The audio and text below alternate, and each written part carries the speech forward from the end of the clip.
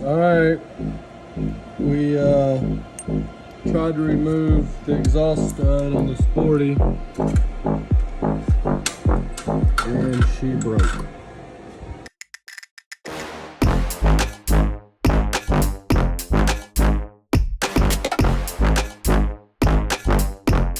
Extractor didn't work, so we're drilling it out bigger.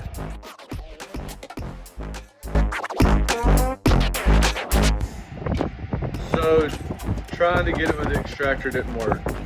So we're going to thread it about where it's at and then go up in sizes of thread until we get to the stock size.